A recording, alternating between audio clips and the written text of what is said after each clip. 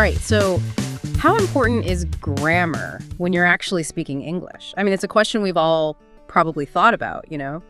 Some people say that perfect grammar is super important when you speak, while others think just being understood is enough.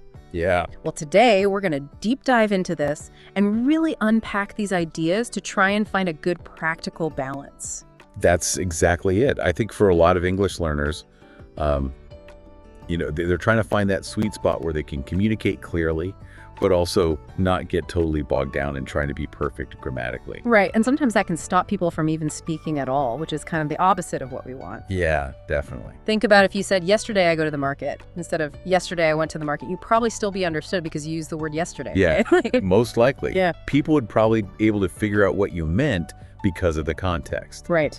But what's interesting is that although the meaning comes across, if you keep using the wrong tenses or the wrong grammar, it can actually sound a little odd to a native speaker.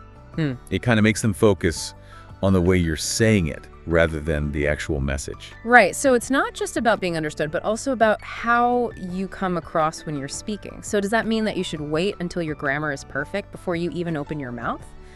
I mean, that doesn't sound very practical. Not at all. And actually, a lot of the experts and sources that we've looked at say that waiting for perfect grammar is actually just another form of procrastination.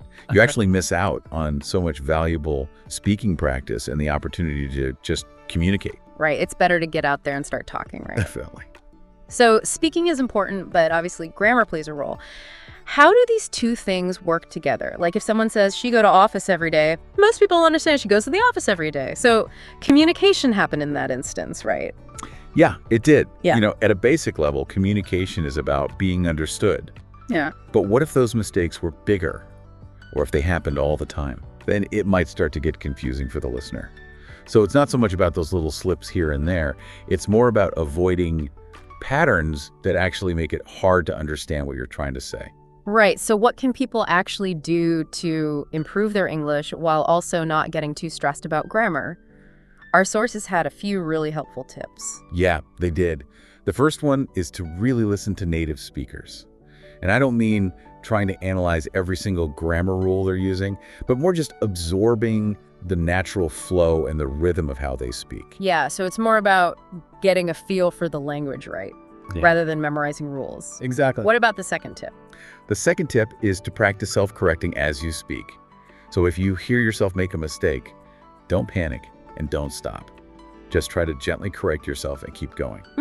This shows that you're aware of the mistake, and it helps you to reinforce those correct patterns. So it's kind of like having a little inner grammar editor working in the background without interrupting your flow?